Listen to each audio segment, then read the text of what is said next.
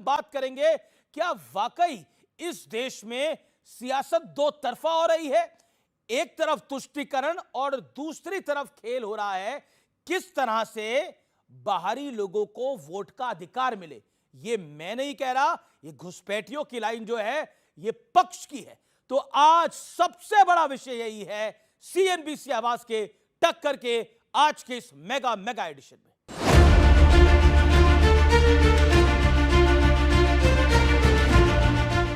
बिहार के वोट पथ पर चलते हुए राहुल गांधी और तेजस्वी यादव माता सीता के दर पर क्या पहुंचे सियासत करवाने। कांग्रेस के पुराने सिपाही आचार्य प्रमोद कृष्णम ने कहा कि राम मंदिर के निमंत्रण को ठुकराओगे और जानकी मंदिर जाओगे, इस पाखंड से जीत नहीं पाओगे। मंदिर में राहुल गांधी और बाहर मोदी मोदी के नारे लग रहे हैं।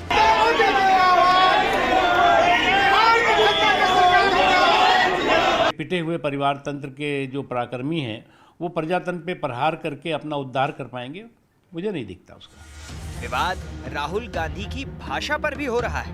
नरेंद्र मोदी वोट चोरी करके, वोट कटवा के, वोट बढ़ा के चुनाव जीतता है। ट्रंप ने आज कहा, मैंने फोन उठाया और नरेंद्र मोदी से कहा कि सुन, ये जो तू कर रहा है इसको 24 घंटे के अंदर बंद कर। और नरेंद्र मोदी ने 24 घंटे में नहीं 5 घंटे में सारा का सारा रोक दिया। इनका खुद का नारा था गली गली कांग्रेस है, आज गाली वाली कांग्रेस है। कोई गली गली कांग्रेस नहीं है, ये गाली वाली कांग्रेस है। बीजेपी का आरोप है कि राहुल गांधी और तेजस्वी यादव की यात्रा के रास्ते में बनाए गए एक पंडाल से पीएम मोदी और उनकी स्वर्गवासी मां को गाली दी गई। जो व्यक्ति आज इस दुनिया में नहीं है और हमारी मां को कोई गाली देगा, यह बर्दाश्त हम नहीं कर सकते हैं। राहुल गांधी की जो एक कार्यक्रम होने वाली 1 तारीख को पटना में, उस कार्यक्रम को हम पटना में नहीं होने देंगे। ये देश विरोधी लोग हैं। क्या संस्कार लेके ये लोग आए हैं? जो भाषा आज उन्होंने प्रधानमंत्री जी के ऊपर किया है, ये कुंठा की रिफ्लेक्शन है, ये हताशा की रिफ्लेक्शन है।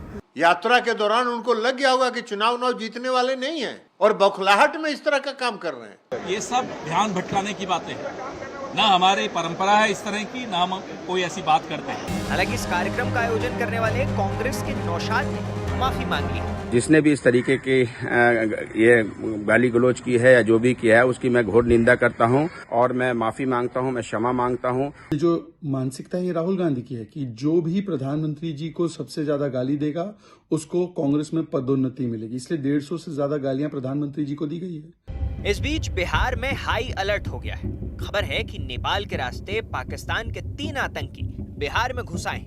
इनमें हसनैन अली रावलपिंडी से, आदिल हुसैन उमरकोट का और मोहम्मद उस्मान बहावलपुर का रहने वाला बताया जा रहा है। यह भी खबर है कि ये तीनों आतंकी जैश ए मोहम्मद से जुड़े हुए हैं। इससे पहले प्रधानमंत्री मोदी घुसपैठियों और उसकी वजह से डेमोग्राफी में हो रहे बदलाव को देश के लिए खतरा बता चुके हैं। तो आज जनता के बीच इन तमाम मुद्दों पर होगी देश की सबसे बड़ी बहस। चलिए आपका परिचय करा देते हैं आज के मेहमानों से। प्रेम शुक्ला भारतीय जनता पार्टी के नेता प्रवक्ता, जोरदार तालियों से अभिनंदन है। अखिलेश प्रताप सिंह कांग्रेस पार्टी के वरिष्ठ नेता प्रवक्ता, जोरदार तालियों के साथ उनका अभिनंदन है। कंचना यादव प्रवक्ता राजद की, जोरदार तालियों से अभिनंदन है। सत्यप्रकाश मिश्रा नेता जनता दल यूनाइटेड के, जोरदार तालियों के साथ अभिनंदन है। और अंसार रजा हमारे साथ हैं। तो अब वक्त है रैपिड फायर राउंड का। शुरुआत अखिलेश सिंह से करता हूं। अखिलेश जी, राहुल एक एक लाइन में जवाब देना है। राहुल गांधी का हनुमान मंदिर नहीं जाना सही या गलत? हाँ यार। आपका प्रश्न ही पहले कहिए, प्रश्न ही पूछने के लिए सही प्रश्न होना चाहिए। अगला सवाल, बिहार एक लाइन में, बिहार के कैंपेन में राहुल छोटे भाई की भूमिका में है या फिर बड़े भाई की? इंडिया गठबंधन वहां भूमिका में है। अच्छा, इंडिया गठबंधन भूमिका में है। कंचना यादव, एसआईआर पर चुनाव आयोग की बात मानेंगे या फिर सुप्रीम कोर्ट की? एसआईआर पे सुप्रीम कोर्ट और जनता की बात मानेंगे। ओके। बिहार में घुसपैठिए हैं या नहीं? मोदी जी भगाएं अगर है पकड़ के, तो चिल्लाएं नहीं, भगाएं। ओके। प्रेम शुक्ला, बिहार को भारी भरकम सौगात विकास के लिए या फिर वोट के लिए? Choose one. विकास के लिए। संसद में बिना बहस के बिलों को पास कराना लोकतंत्र है या फिर यही बीजेपी का लोकतंत्र? बिल पास करना लोकतंत्र, हंगामा करके जो है ये एक लाइन में अराजकता जवाब। फैला रहे हैं। ओके, अंसार रजा, बिहार के सीमांचल में डेमोग्राफी बदलाव हो रहा है, हाँ या नहीं? ये गृह मंत्री साहब से पूछेंगे, आप मुझसे पूछेंगे? अच्छा ठीक है, बिहार में सरहद उनके मुसलमानों का कब्जे में, सगा सर। कौन हैं? बिहार में मुसलमानों का सगा कौन, आरजेडी या फिर जेडीयू?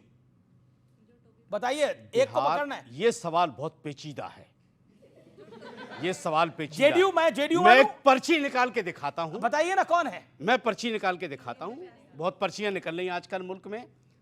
35 से 40 बीजेपी, 15 से 20 जेडीयू, और तय करेंगे चिराग पासवान। ओके, तय करेंगे चिराग पासवान, लेकिन आपने जवाब नहीं दिया मुसलमानों का सगा कौन है।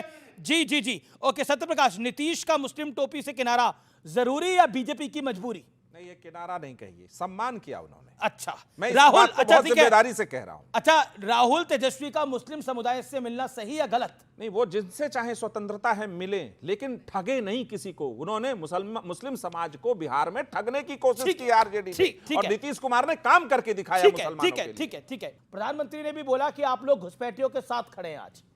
अगर घुसपैठी है तो पहले अमित शाह को बर्खास्त करके ये बात को कहें कि मेरा गृह मंत्री इतना नकारा था कि घुसपैठिए बिहार में आ गए।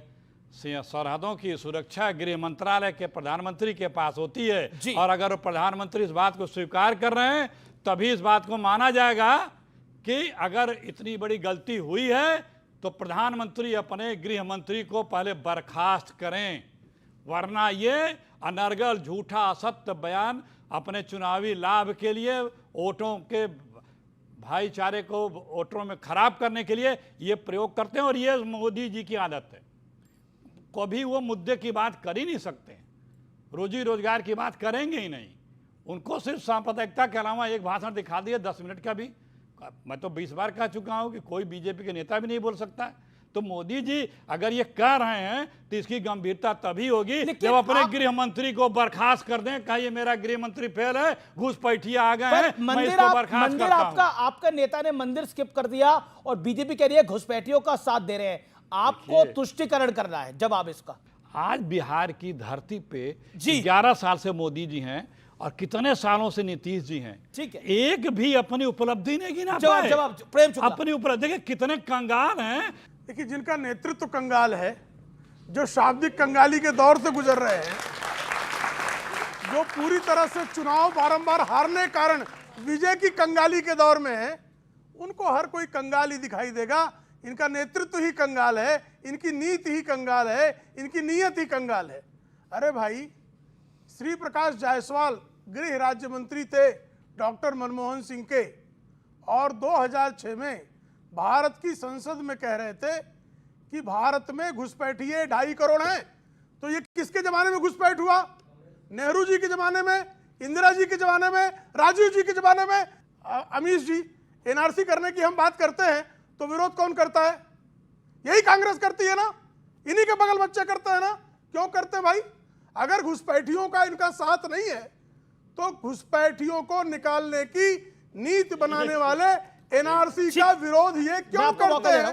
कृपा करके बता दे बच्चों, बताओ आप लोग, जो एनआरसी घुसपैठियों का विरोध जो कर रहा है वो घुसपैठियों के साथ है कि नहीं है? मैं जवाब दे रहा हूं।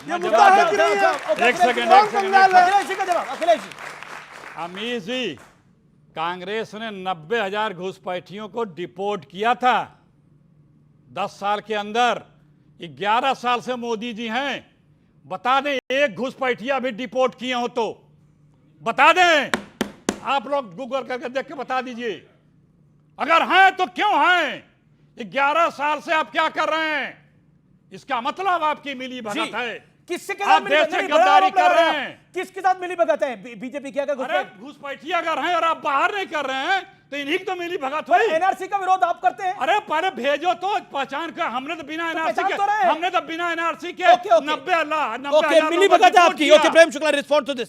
मिली भगत है, बिना एनआरसी के 90,000 हमने डिपोर्ट किया है। पार्लियामेंट का ये जवाब है। ठीक है, you made your point. BJP 11 साल में किसी घुसपैठी को क्यों नहीं भेज रही है? भारत के सुप्रीम कोर्ट ने कहा कि असम में घुसपैठियों के लिए जो आईएमबीटी कानून बनाया गया वो कांग्रेस के जमाने में घुसपैठियों के समर्थन में बनाया गया था। ये किसने कहा?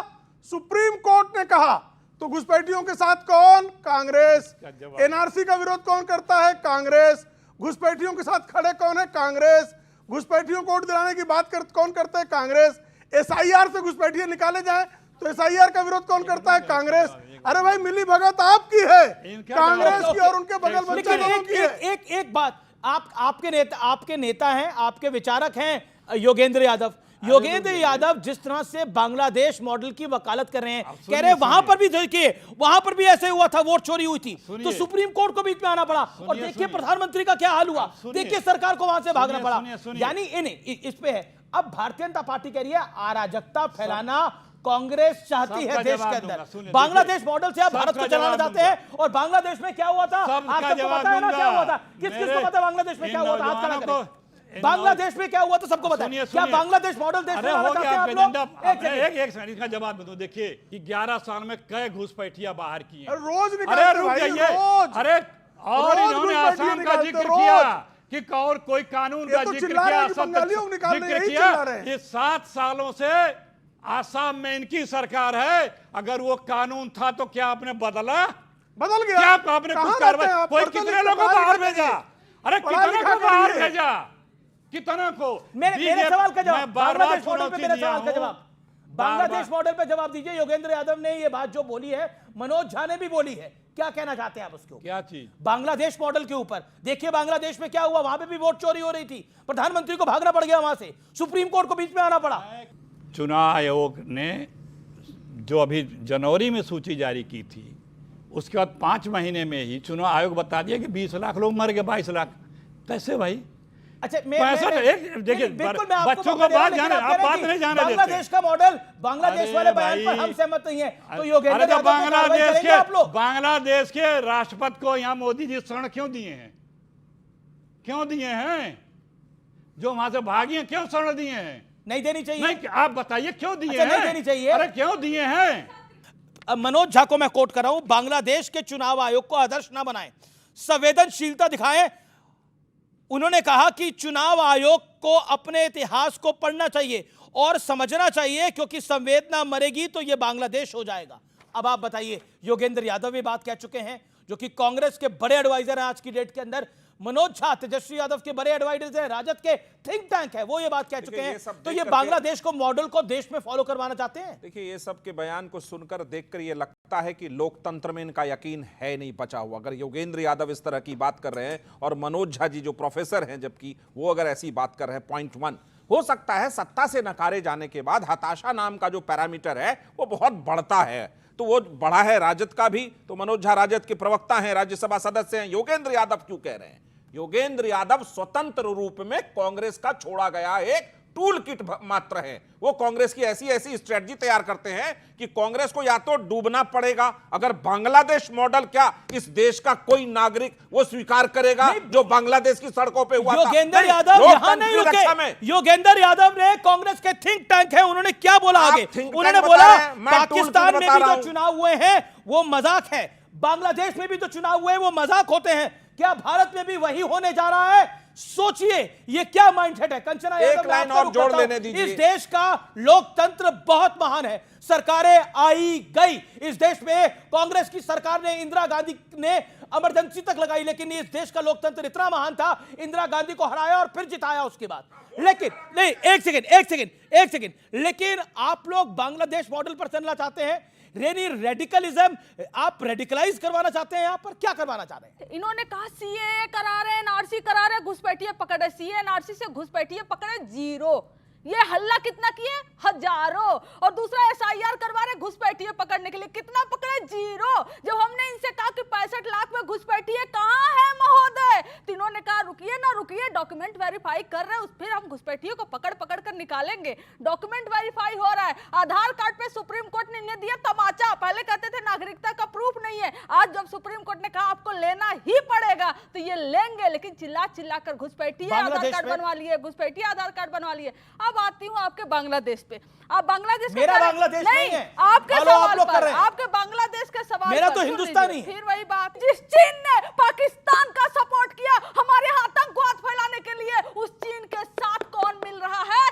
रख बांग्लादेश से चीन कैसे चलेंगे? बांग्लादेश पे आइए ना। पाकिस्तान की बात हुई, पाकिस्तान की बात हुई, पाकिस्तान को किसने सपोर्ट किया? अच्छा, चीन। बांग्लादेश मॉडल क्यों? आप सुनिए ना, आप जवाब सुनने के लिए आपके पास हिम्मत नहीं है। मैडम मेरे अमित पास जी, पूरी हिम्मत है, मैं आपको नहीं है। पिछले 15-20 मिनट से सुन रहा हूं, आप कह रही हैं। आपको और 1 मिनट दे देता हूं। बांग्लादेश आऊंगी। किसी भी तरीके से वोट चोरी से लेके इलेक्शन कमीशन से लेके आपको जेल में डालने की जब पूरी तरह से कोशिश हो रही है, तो ये डिक्टेटरशिप तभी ना शेख हसीना जी यहाँ भाग के आई थी और मोदी जी ने शरण दिया था। क्यों दिए? क्यों पाकिस्तान के साथ क्रिकेट खेले? क्यों खेलने के लिए? पैसे, क्योंकि अगर आप नाराज ना हो तो मैं अमित शाह जी के बेटे पैसे कमा रहे उससे, और इसीलिए आप पाकिस्तान के साथ क्रिकेट खिलवा लोगे। अब आपने देखिए एक ही स्क्वायर में आप पाकिस्तान और क्रिकेट सब जगह चली गई। आपने जेल वाली बात कही। मैं एक छोटा सा प्रश्न पूछ रहा हूं, जब लालू जी जेल गए थे और जब लालू जी सजा याफ्ता हुए थे, केंद्र में सरकार किसकी थी?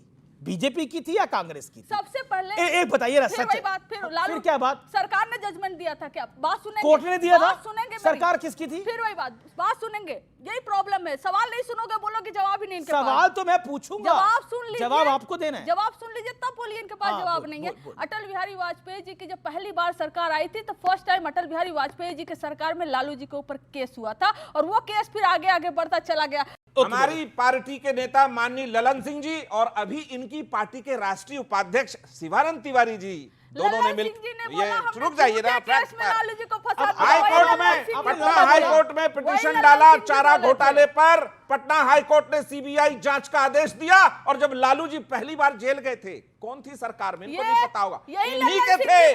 आदरणीय इंद्र कुमार गुजराल जी भारत के प्रधानमंत्री थे, जनता दल से थे। मुंह है नहीं बोलने का, बोलने के सरकार में चाहिए नहीं, जनता दल के प्रधानमंत्री ने जनता दल के नेता को भेजा जेल, ये बोलेंगे नहीं। अच्छा ठीक है, अब ऑडियंस से कुछ सवाल है, किस किस का सवाल है? ओके, पीछे से एक सवाल है। ओके, क्या सवाल है आपका? खड़े होकर। वोट चोरी की बात हो रही है, तो सबसे पहला मेरा सवाल आरजेडी प्रवक्ता से है कि अभी तो वोट चोरी की बात हो रही है। मेरा घर फुलवरिया जो कि लालू यादव का गांव है, उसके बगल में ही है। वहां कहा जाता कि इस समय तो वोट चोरी की बात हो रही है, लेकिन लालू यादव के राज में बूथ चोरी की बात होती थी। बूथ को ही छाप दिया जाता था बाहुबली के बाहुबलियों द्वारा, और जहां पे उनके हिसाब से वोटिंग नहीं पड़ती थी, वहां पे उसके बैलेट बूथ चोरी होता था क्या? हाँ, और इंक डाल दिया जाता था बैलेट बॉक्स में, जहां पे उनके मुताबिक वोट नहीं होती थी, और इंक से पूरा बैलेट बॉक्स खराब हो जाता था। और दूसरी बात, उन्होंने रोजगार की बात की। गोपालगंज, सिवान, छपरा जो कि गृह जिला कहा जाता है लालू जी का, सबसे ज्यादा लोग चीनी मिल बंद होने की वजह से बेरोजगार वहीं पे हुए थे। ओके, ठीक है, ओके, कंचना जी 30 सेकंड में जवाब, छोटा जवाब। तब ये था 1990 के टाइम पर बहुत सारे ओबीसी एससी जो बैकवर्ड समाज से लोग थे, गरीब समाज से लोग थे। मैं गरीब में सिर्फ वही नहीं कह रही हूँ कि सिर्फ OBC SC ST, even upper caste में जो गरीब तबके से थे, उन सबको वोट देने का अधिकार नहीं था। वो जाते थे तो उनको भगा दिया जाता था। तो पहली बार सुनिए ना, पहली बार फिर वही बात, पहली बार उन्हें वोट देने का ताकत मिला, अधिकार संविधान ने दिया था, ताकत मिला, और वो वोट देने गए। तो बाहुबली जो हुआ करते थे ना, सामंती मनुवादी सोच के, वो क्या करते थे, उनको मार के भगा देते थे, और उनके जो बूथ होते थे ना, शाबुद्दीन तो आपके साथ होते थे।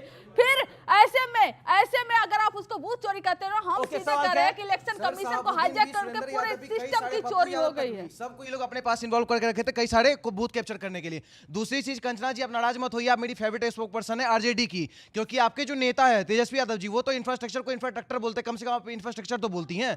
दूसरी सबसे बड़ी चीज, और मैम सर मेरा दूसरा सवाल है, आप कंचना जी की तारीफ कर रहे हैं या इनके नेता? फिर और आरजेडी की सबसे पढ़ी लिखी प्रवक्ता इनको मान रहे हैं, अपने नेता से ज्यादा पढ़ी लिखी है।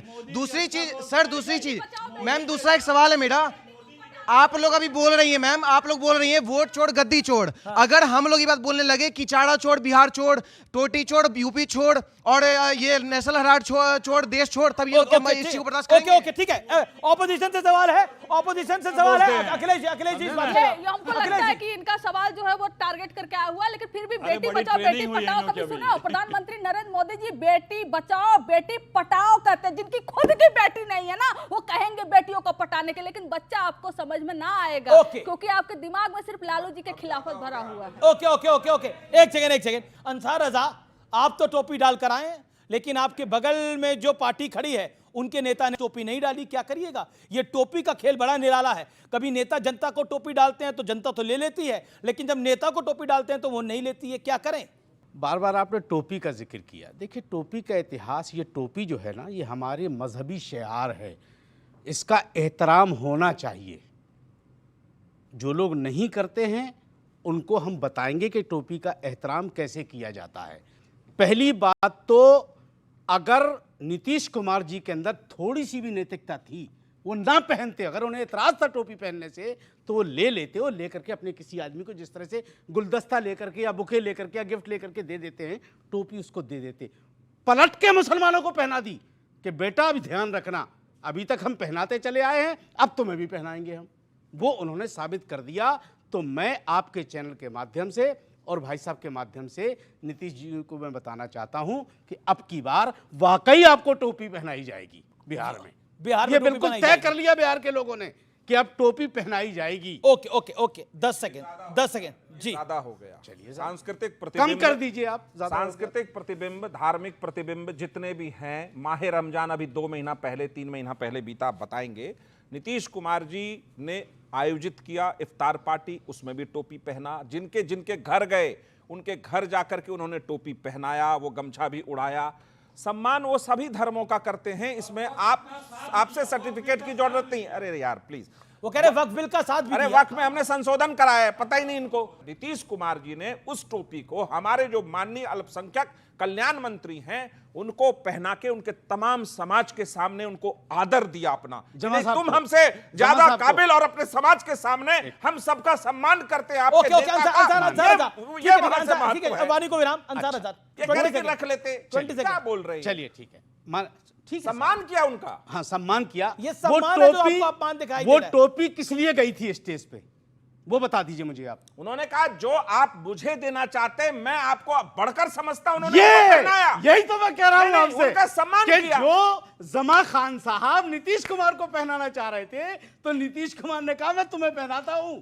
अरे भाई उनका सम्मान में, उनका चेहरा किसके देखिए। सम्मान नीतीश में? कुमार ने मुस्कुराहट किसके में, सम्मान हृदय से में? गदगद होकर के जमा खान साहब को शताब्दी समारोह में उनके 20,000 समाज के बीच उनको सम्मान दिया। ये आपको खराब लग रहा है? अद्भुत। आप सुनिए, आप किस नीतीश अरे कुमार को आराम सवाल से, उठाए? सुनिए, डांटिए मत अंसार रजा को। अंसार रजा के सर्टिफिकेट की जरूरत नहीं है। डांटिए मत सुनिए, नवासी के दंगा पीड़ितों को नीतीश कुमार ने न्याय दिया। कांग्रेस के जमाने में दंगा हुआ था, कांग्रेस उस फाइल पे बैठी, लालू यादव की सरकार आई। नहीं, रुक जाइए, लालू यादव उस फाइल पे बैठे। अंसार रजा क्यों नहीं पूछते? लालू अंसार रजा को डांट रहे हैं? नहीं, अंसार रजा जी क्यों नहीं पूछते? नीतीश कुमार ने उन दंगा पीड़ित महिलाओं को, दंगा के पीड़ित लोगों को आज भी सहायता राशि जाती है। बिहार की ठीक है अंसार रजा। ओके अब आप शांति रखनी पड़ेगी आपको। अब देखिए, अब आप वाणी को रुकना आपको रुकना पड़ेगा सर, अब नॉन स्टॉप बोल रहे हैं। ओके, आप ऐसा है अंसार रजा की बात, अगली बार जब डिबेटें रखने लगे तो सबको आप एक 20-20 मिनट का टाइम बनके भाषण के लिए दे दिया कीजिए, डिबेट के लिए नहीं। हम यहाँ भाषण सुनने के लिए आए हैं कि लालू जी ने क्या। अरे वो आपके बीच में नहीं बोले, इतना आप कम से कम रखिए। दूसरा, आवाज तेज हम भी बोल सकते हैं, लेकिन लफ्जों की भी मर्यादा होनी चाहिए और आदमी की मर्यादा होनी चाहिए। डिबेट करने का हक सबको है। देखिए मैं एक बात बता दूं आपसे, चाहे सोने के फ्रेम में जड़ दो, आईना झूठ बोलता ही नहीं, और सच घटे या बढ़े तो सच ना रहे और झूठ की कोई इंतहा ही नहीं। जो आप बोल रहे थे अभी, जो आप बोल दूसरा, रहे थे झूठ, आप ये कह रहे हैं कि बेवाओं को ये दिया। ये देखिए, ये टिचरे लगा रहे हैं आप। वो बीच में किसी के नहीं बोले, वो नहीं बोले ना, होता है ना बोली बीच में। जब दुखती रग पे हाथ रखा जाता है तो गलत बोलता है तो मुझे बर्दाश्त नहीं चलिए, होता। ठीक है। आप तो छोड़ दीजिए। सर अकेले आपको बर्दाश्त नहीं होता, पूरे देश को आप बर्दाश्त नहीं हो रहे सर, आप पूरे देश को बर्दाश्त नहीं हो रहे जो खेला बिहार में कर रहे। हम धर्म में बंटवारा की राजनीति नहीं करते। हमारे नीतीश कुमार जी पर जब भी कोई ऐसा कोई दाग लगाएगा मैं उसका विरोध उसके मुंह पे करूंगा। नीतीश कुमार जैसा नेता हिंदुस्तान में दूसरा नहीं है जिनके सेकुलर ठीक है इत्मीनान से। ओके, आप अपनी बात को रखिए। इन्होंने कहा नीतीश कुमार जी के लिए जो कुछ गलत कहेगा हम विरोध करेंगे। तो भाई साहब, अगर आप किसी भी लीडर के लिए आप गलत करेंगे तो सब विरोध करेंगे उसका। अकेले नीतीश कुमार कोई हीरे के जड़े हुए फ्रेम में नहीं बैठे हुए हैं, वो भी नेता है। दूसरी चीज, आप एक बात बताइए, आप बार बार लालू जी के जंगल राज का जिक्र करते हैं। कोर्ट ने कहा था। सर, अब अरे यार बड़ी बीमारी है भाई ये। अरे कोर्ट ने जंगल राज अरे इत्मीनान से सत्यप्रकाश मिश्रा के ओके, साथ ओके। आपके अब ये बताइए। अच्छा बच्चों बताया, तुम लोगों ने सोचा कि नीतीश जी कितने बार पलटी मारे हैं? जरा सर्च करके बताओ, नीतीश जी कितने बार बीजेपी के साथ गए हैं? अभी और मैं कितने वहीं आ बार रहा हूं। नॉन अरे एक बीजेपी सेकंड, एक के साथ सेकंड, गए हैं? देखिए बच्चों, डिबेट पूरी गिनती नीतीश करके कुमार बताओ। पे नहीं है। ओके, नहीं, नीतीश कुमार की तारीफ हो रही है तो वो कहाँ हम तो कह रहे हैं आप नीतीश कुमार की खूब तारीफ कीजिए, लेकिन मुझे आप एक इतना जगह- बताइए, मुझे आप इतना बताइए, ये 20 साल जो नीतीश कुमार जी के गुजरे हैं, मैं सत्यप्रकाश जी से कहूंगा, बहुत बड़े भक्त हैं आप नीतीश कुमार के। आप लालू यादव का पिछला रिकॉर्ड उठा करके देखिए, उसमें क्राइम कितने थे, और नीतीश कुमार के मौजूदा दौर में 20 साल में कितने क्राइम हुए हैं, वो आप बताइए। ठीक है। और सुनिए, क्या सरकारी अधिकारियों का नीतीश कुमार के घर के बगल में खून होते देखा आपने? ओके, क्या लालू ओके, यादव ओके। के जमाने नहीं, में नहीं, ओके। जो अभी अब मैं- हुआ है, अब मैं प्रेम वो शुक्ला, बताएं ना। अब मैं अखिलेश प्रताप सिंह को, प्रेम शुक्ला को लेकर आता हूं चर्चा के अंदर। प्रेम शुक्ला, ये जो बांग्लादेश का लॉजिक आया है और ये जो योगेंद्र यादव ने बोला है, मनोज झा जी ने बोला है, क्या आपको लगता है बीजेपी इसका अनर्गल ही विरोध कर रही है? उनका तात्पर्य कहने का कुछ और था, आप समझ कुछ और रहे हैं? इनका तात्पर्य क्या था? बांग्लादेश ही कहना चाह रहे थे ना वो। और इस देश को बांग्लादेश बनाने का प्रयास कांग्रेस, राजद, सपा, लपा, जपा कितना भी कर ले, इस भारतवर्ष को बांग्लादेश हम किसी भी कीमत पर नहीं बनने देंगे। ये संकल्प है भारत का। आप किससे तुलना कर रहे हैं भाई बांग्लादेश की? भारत से। एक जो है ऐसा सशक्त लोकतंत्र, एक ऐसा जो दुनिया का सबसे तेज गति से जिसकी आर्थिक वृद्धि हो रही है, जो 2047 तक विश्व का महाशक्ति बनने जा रहा है, जो चौथे नंबर की सबसे बड़ी अर्थव्यवस्था है, उसकी तुलना आप बांग्लादेश से कर रहे हैं, जिस बांग्लादेश में हिंदू महिलाओं को नंगा करके मारा जा रहा है, हिंदू महिलाओं पर बलात्कार किया जा रहा है, उसका सब नरसंहार हो रहा है। आप कल्पना करते हैं भारत में ऐसा हो सकता है कि अल्पसंख्यकों के साथ? बांग्लादेश में कोई हिंदू, जिस तरह से हमारे बीच जो मौलाना अंसार रजा साहब खड़े हैं, वहां कोई हिंदू इस तरह से खड़ा हो सकता है क्या?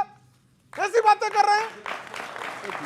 नहीं, बिल्कुल कोई कंपैरिजन नहीं है, और जिसने ये बोला है ये गलत बयान है, इसमें कोई दौरा भी नहीं है। अखिलेश जी, क्या आपको लगता है यही नैरेटिव है जो कहता है कि फिर आप लोग तुष्टीकरण का प्रयास करते हैं? बांग्लादेश का लॉजिक लाने की क्या आवश्यकता थी योगेंद्र यादव को या फिर मनोज झा को? इससे आपका नुकसान ही होगा, फायदा नहीं होगा। ऊपर से हनुमान मंदिर वाला बीजेपी ने आरोप और लगा दिया है कि मंदिर नहीं गए आप लोग। पास कोई प्रश्न नहीं है, दोबारा ये दोनों प्रश्न किए हैं, इसलिए थोड़ा सा बदल के मैं जवाब दूं। निश्चित रूप से जिस देश का प्रधानमंत्री चुनावी जनसभा में ये कहे कि घुसपैठियों को वोटर बनाना चाहते हैं, वो इस देश का प्रधानमंत्री बनने लायक है? जिसकी खुद की 11 साल से सरकार चल रही हो, वो खुद अपना कितना बड़ा अपने ऊपर दाग लगा रहा, खुद बता रहा है, और यहां बैठ के जिसको कोस रहे हैं उसी बांग्लादेश के राष्ट्रपति को अपने यहाँ स्वर्ण मोदी जी ने क्यों दिया है? वक्त है एक ब्रेक का। ब्रेक के उस पर सीएनबीसी आवाज पर एक बड़ी खबर।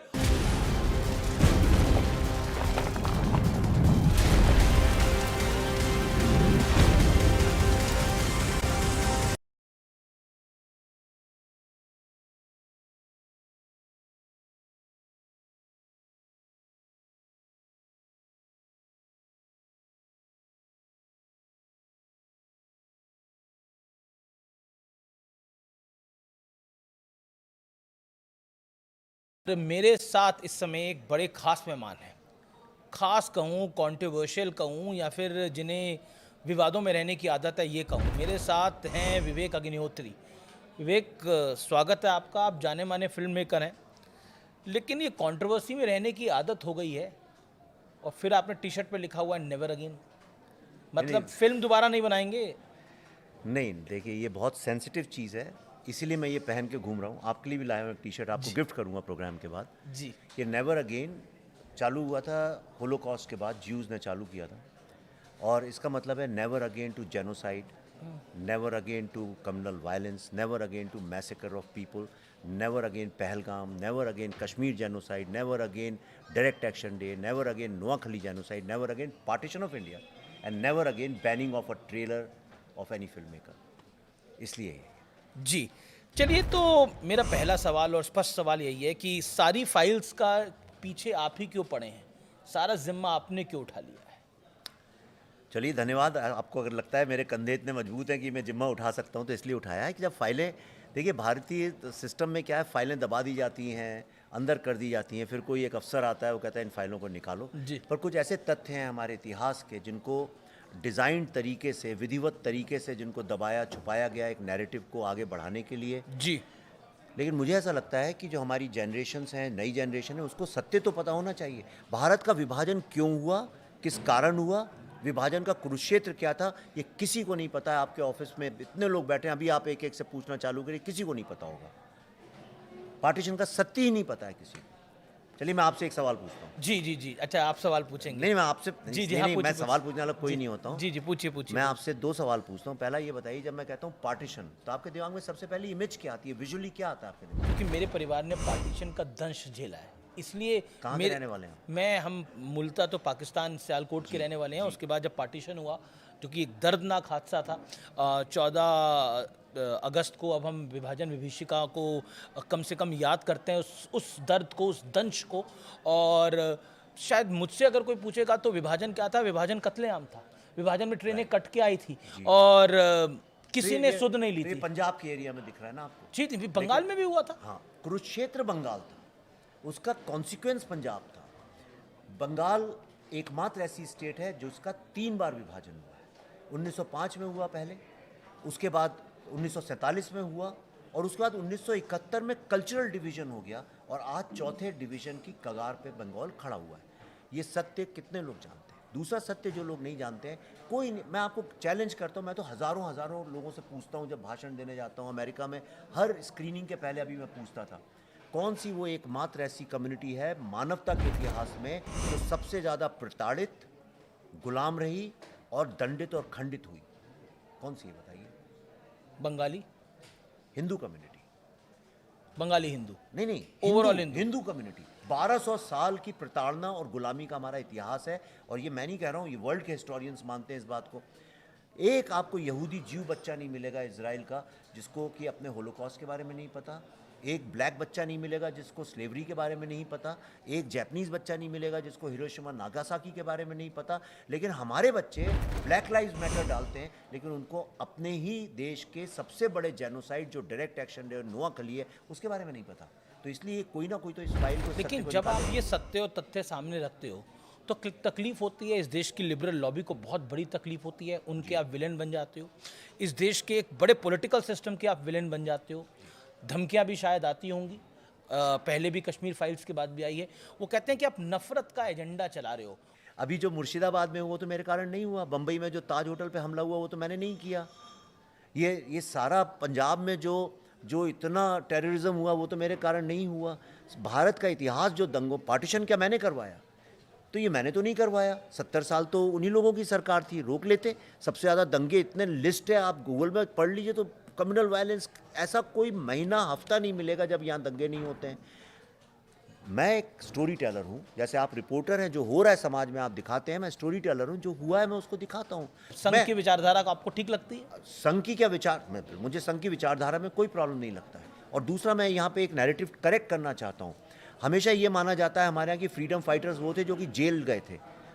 फ्रीडम फाइटर्स क्या वो नहीं थे जिन्होंने सड़क पे उतर के तमाम महिलाओं को, बच्चों को, औरतों को, आदमियों को, बुजुर्गों को बचाया लड़के? उनका नाम और निशान कहाँ है? गोपाल मुखर्जी का नाम क्यों नहीं लेता कोई? राजेंद्र लाल रॉय चौधरी जिन्हें नोआखली में अकेले 2 दिन 2 रात तक लड़ाई लड़ी थी।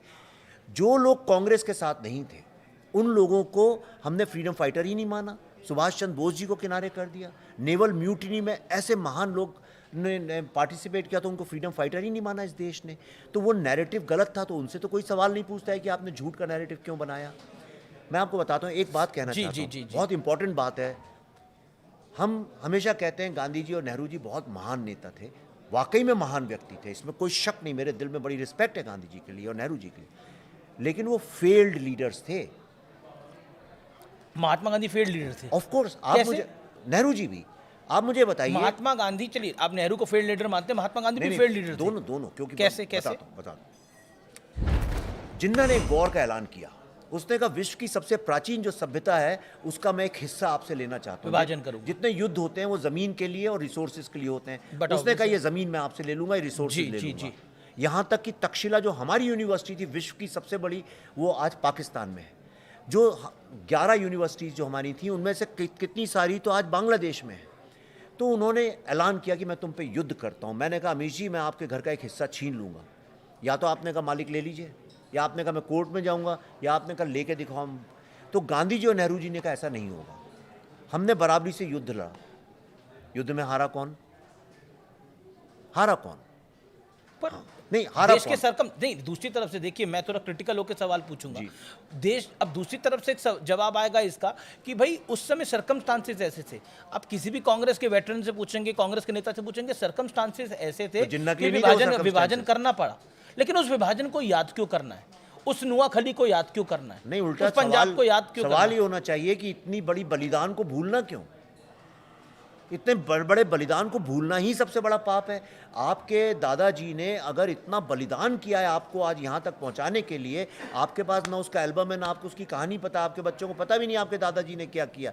ये ज़्यादा बड़ा गुनाह है ये अपने बच्चों को ये बताना कि देखो बेटा तुम्हारे दादाजी ने कितना बड़ा बलिदान दिया है और आज जहाँ तुम हो उनकी बदौलत हो, और एंश्योर कि आइंदा कभी ऐसी नौबत नहीं आए कि किसी को इतना बड़ा बलिदान देना पड़े। इसलिए अब तुम्हारे हाथ में बागडोर है, अब तुम अच्छे से चलाओ। क्या ज़्यादा बेटर है करना? अच्छा पुण्य किस में मिलेगा? दबाने में या बताने में? नहीं, बिल्कुल बताना चाहिए, जो सत्य है उसको बताना चाहिए। लेकिन फिर मैं आता हूँ, एजेंडा देखकर बताया जाता है। बंगाल के चुनाव अब अगले साल होंगे, उससे पहले बंगाल फाइल्स आ रही है, और शायद ममता बनर्जी भी बड़ी चिंतित हैं इसको लेकर। वो लगभग 1 साल से चिंतित है आपकी फिल्म को लेकर। मैं एक पुरानी बाइट सुन रहा था उनकी, साल भर पुरानी। वो कह रही थी कि कुछ लोग आए थे जो कि नफरत फैलाने के एजेंडे के साथ आए हैं। उनका इशारा विवेक अग्निहोत्री पर था। आप अभी बंगाल भी गए तो देखिए ट्रेलर लॉन्च नहीं होने दिया। देखिए, चिंता और शक की कोई दवाई नहीं होती है। जिसको चिंता करनी है वो उसे रोक नहीं सकते, जो शक करता है उसे कोई रोक नहीं सकते। जहाँ तक आपने इलेक्शन की बात करी, तो ऐसा कोई वक्त आप बताइए हिंदुस्तान में जब मैं फिल्म रिलीज़ कर सकूँ जब कोई इलेक्शन ना हो रहा हो। अभी तो बिहार का हो रहा है, अभी का बंगाल का हो रहा है। बंगाल का अगर मुझे करना होता एजेंडा तो इतनी तो मैं अक्ल रखता हूँ कि फिर मैं जनवरी में रिलीज़ करता। अभी क्यों करता, इतना टाइम क्यों वेस्ट करता? आज इंटरनेट के ज़माने में लोग 10 सेकंड की रील तो याद नहीं रख सकते हैं, तो कौन याद रखेगा?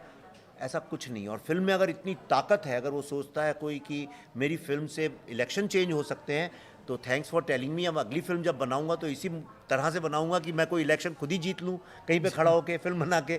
ऐसा नहीं होता है। ये बहुत ही यानी बहुत ही छोटा संकुचित विचारधारा है।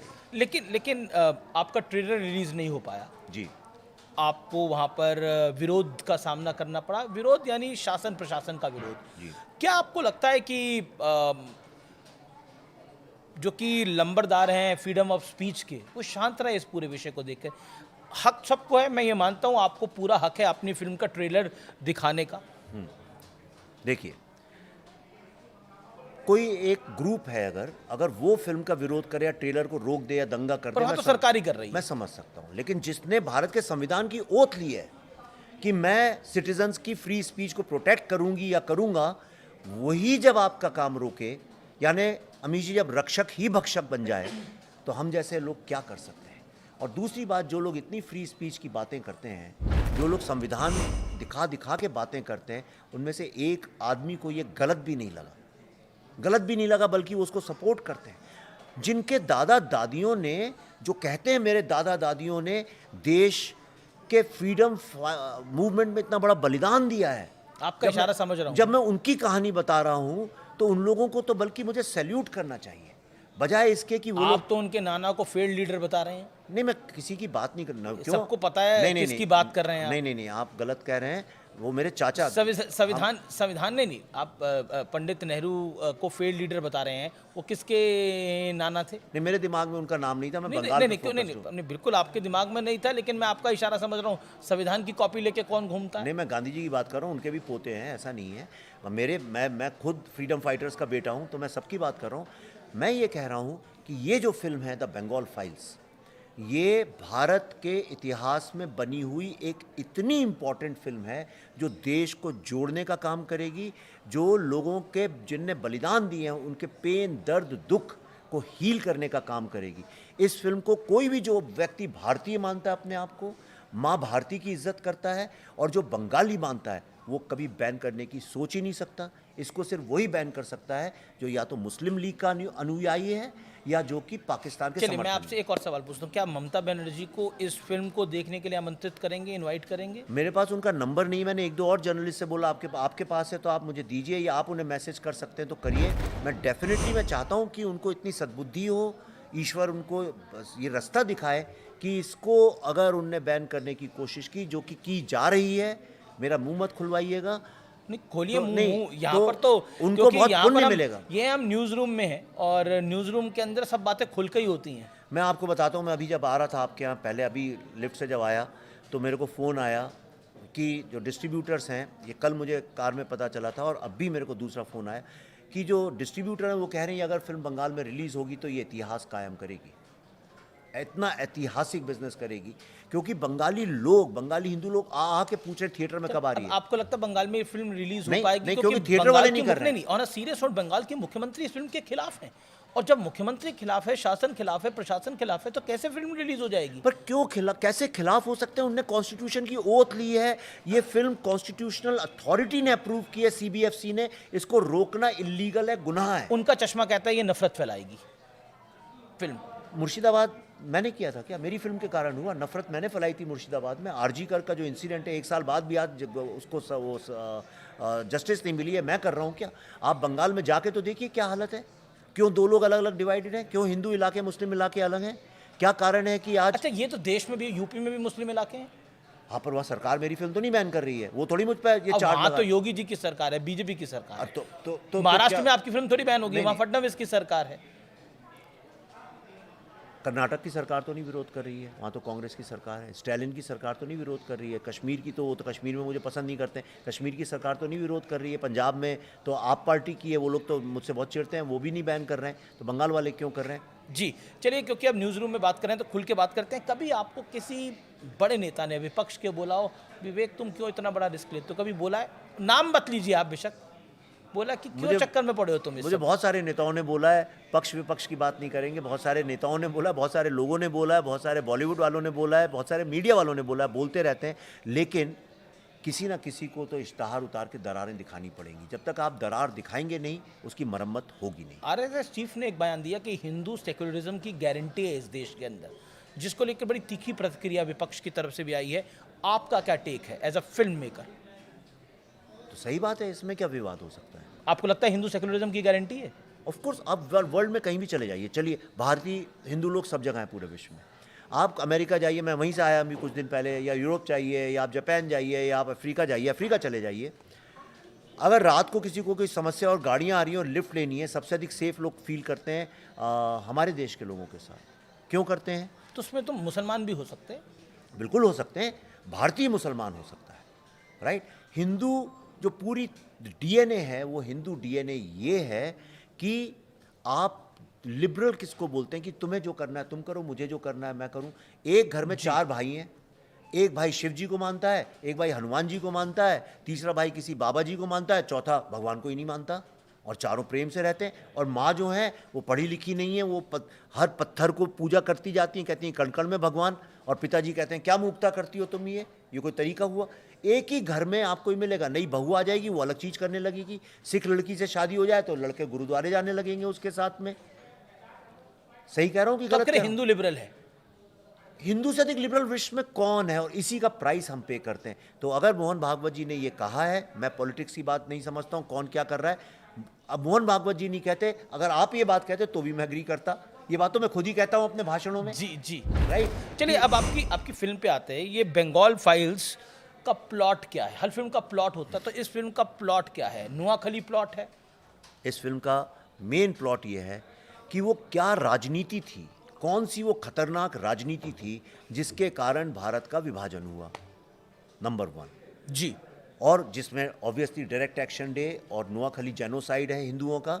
जबकि खड़े होकर ऐलान किया था जिन्ना और सुहरावर्दी ने कि 16 अगस्त 1946, तो 16 अगस्त रमज़ान का 8वां दिन है, तब रमज़ान का महीना चल रहा था, तो उन्होंने कहा 16 ये रमज़ान का 8वां दिन है जिस दिन बैटल ऑफ बद्र हुई थी, जब 313 मुसलमानों ने हज़ारों काफिरों की हत्या की थी।